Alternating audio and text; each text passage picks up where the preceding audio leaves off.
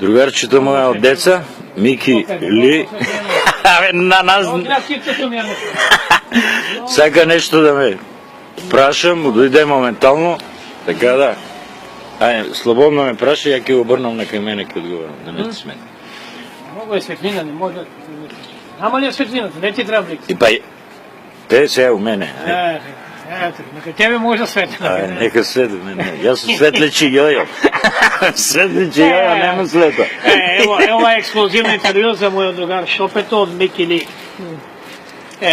Ова е човекот кој бил секаде ни свето, има патувано и у Вселената, има си лично база на месечината, комуникација со земјани, беше у Амстердам, и сега денеска се врати од Амстердам со специјален авион Virgin.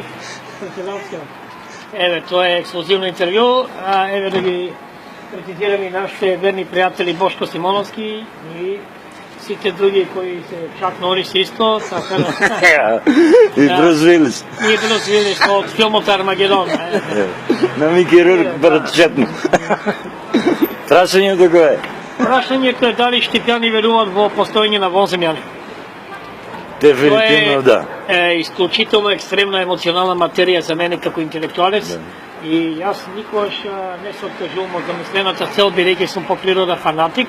Мојата природа е мирољубива, но со емоционална интелигенција, што е многу ми дава исклучително висок приоритет во однос на дефинирање на некои чувствителни прашања, како што е постоењето на вонземјанска цивилизација, висока форма на интелигенција во Вселената. Еве тука е познатиот инженер од НАСА, мистер Шопе, тој пристигаше во Холандија, во Амстердам пред неколку дена и сега се врати. Рајон на земјата. Рајон, така да.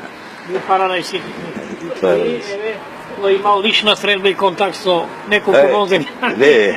Видиш, ова е многу е ова, како го погоди, е многу скоро, прошлата недела, кога беше мислешо, кога мисли, лампа измисли, е врзано со нешто што ми се случи.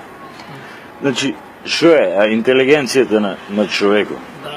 Интелигенцијата на човекот е да не мисли што ќе му се деси. Тој е као реката, оде има разни пречки, каменчиња, помали повод. И дојде поголем камен. И не мисле сега што да прави кога да го бута камено со зид, ова со глава зид да бута, него тргне, а како му дојде душите, како му каже, десно, лево, како му, нема секо да сгреше, затоа што ако тргне на десно и нешто натаму по удоле му се десе, и требаше на лево ќе си рече. Разбираш? Значи тоа е комуникацијата. Се на интелигенција ти што комуницираш, ти е висока на теј. Плюс ја те памтам ти од мал галаксија купуваше, ние Зоки Поки си даваме уште шекерна приказна, а ти тоа, плюс и ти нунчаките кои ги маше, фрнал.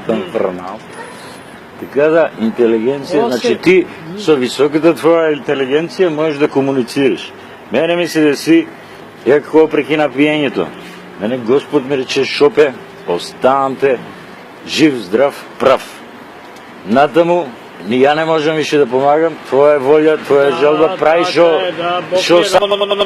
И јас, ако не си го послушаше тај глас, ја ќе продуваше да пијам, кај да е, секој ќе сум оболел некако, а кој ќе оболеше, па заинато уште толку ќе пиеше, јас сум таков него, диво магаре онагер, уште толку и ќе изчуреше.